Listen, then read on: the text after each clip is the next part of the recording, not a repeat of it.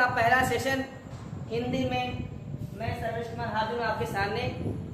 और हिंदी का पहला क्लास चलेगा टीटी का जो एक अनिवार्य विषय के रूप में हिंदी है उसका हम अध्ययन करेंगे और बिल्कुल साधारण और सरल तरीके से हिंदी पढ़ाई जाएगी, जिसमें सर्वप्रथम मैं आपको आपके सामने वर्णों की चर्चा करूंगा, क्योंकि पेपरों में अक्सर हिंदी के टीटी के पेपरों में अक्सर वर्ण के बारे में जरूर पूछता है। यानी आपको 3 से 4 प्रश्न आपको वर्णों के बारे में वहां पर आएगा। ठीक है, तो कोई भी जैसे ध्वनि है या कोई भी भाषा है तो उस वह भाषा को व्यक्त करने के लिए हम किसी न किसी ध्वनि का इस्तेमाल करते हैं, ध्वनि का प्रयोग करते हैं और उन्हीं ध्वनियों को हम वर्णों के रूप में लिखते हैं। या दूसरी अगर हम वर्ण की परिभाषा लें तो वर्ण जो है वह लघुतम इकाई है। वह लघुतम इकाई है जिसको हम 2 भागों में विभक्त ना कर सके या उसके 2 टुकड़े ना कर सके। या हम ये कह सकते हैं वह लघुतम इकाई है, वह छोटी से छोटी इकाई है जिसके 2 भाग नहीं हो सकते हैं या 2 टुकड़ों में जिसका विभाजन नहीं किया जा सकता है। जब आप वर्णों की चर्चा कर रहे हैं तो आपके दिमाग में आ जाना चाहिए कि वर्ण होते कितने प्रकार के। पेपर में पूछता है कि वर्ण मुख्यतः कितने प्रकार के होते हैं, तो वर्ण मुख्यतः हिंदी में 2 प्रकार के माने गए हैं। पहला आपका कौन सा है, स्वर है, और दूसरा कौन सा है, व्यंजन है।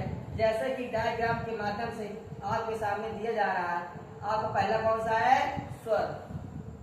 पहला आपका है स्वर और दूसरा है व्यंजन। क्या है, व्यंजन है।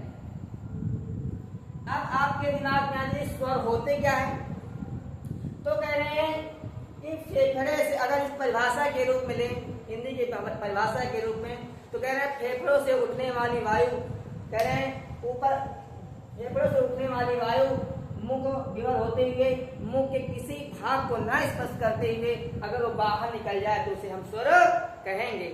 या आप कह सकते हैं संस्कृत में परिभाषा है, मान लो क्या, स्वयं राजन्ते स्वरा, स्वयं राजन्ते इत स्वरा, स्वरा अर्थात जो स्वयं राज करते हैं, अर्थात इन स्वरों के उच्चारण में हम किसी अन्य वर्ण की सहायता न ले तो उसे हम स्वर कहेंगे।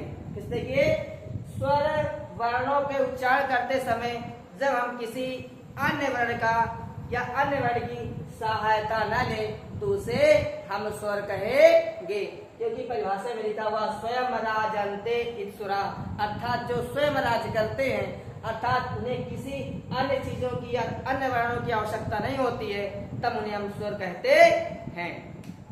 अब देखिए, अब मुख्य रूप से जब स्वर की परिभाषा हो गई है तो आपको जानने की जरूरत है कि स्वर मूलतः होते कितने प्रकार के या स्वर कितने होते हैं, मूल स्वर कौन कौन से हैं। तो देखिए हिंदी में आपके मूल स्वर कौन कौन से हैं, आप देखिए मूल स्वर कौन से हैं, आ है, ठीक है, और कौन से है,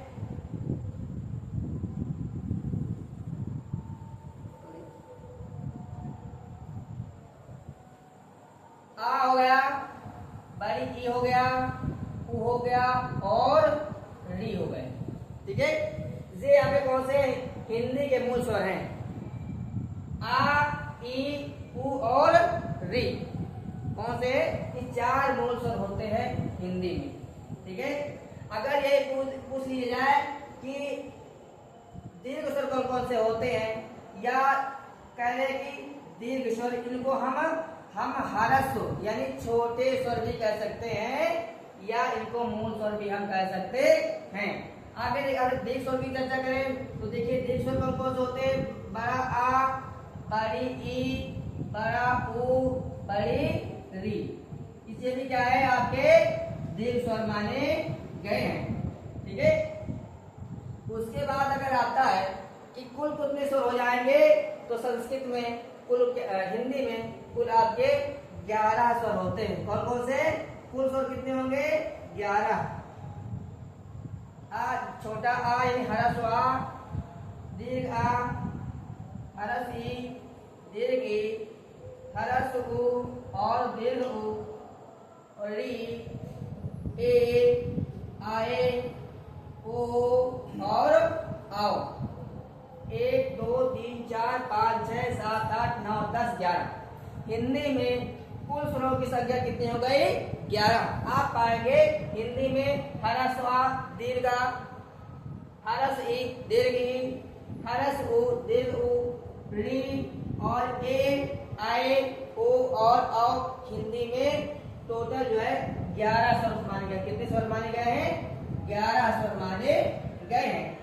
इसके अलावा आपसे पूछ सकता है कि संयुक्त स्वर कौन कौन से हैं? हिंदी में संयुक्त स्वर कौन कौन से होते हैं? संयुक्त स्वर, तो ये जान लीजिए हिंदी में संयुक्त स्वरों की संख्या 4 होती है। मैं उठा लेंगे, कितनी होती है?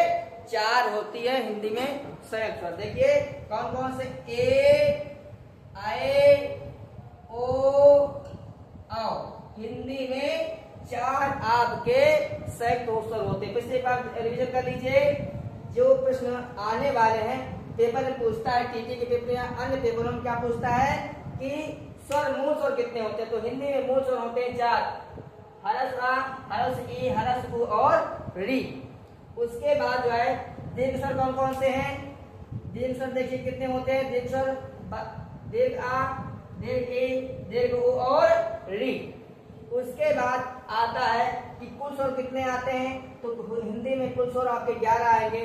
ह्रस्व आ, दीर्घ आ, ह्रस्व ई, दीर्घ ई, ह्रस्व उ, दीर्घ उ, री, ए, आए, ओ और औ। उसके बाद संयुक्त स्वर की संख्या के पेपर में आता है कि संयुक्त स्वर कौन कौन से होते हैं? तो या संयुक्त स्वरों की संख्या कितनी होती है? 4 होती है। और कौन कौन से वो वर्ण है? ए है, आय है, ओ है, औ है। पेपर में सिर्फ यही पूछा जाता है। इसके अलावा कि जो आपका जो स्वर के अंतर्गत इसके अलावा और दूसरे कोई क्वेश्चन आप सामने नहीं आएंगे। ठीक है, स्वरों में बस आजकल इतने रखते हैं। ठीक है, आज के लिए बस इतनी क्लास है। जय हिंद, जय भारत।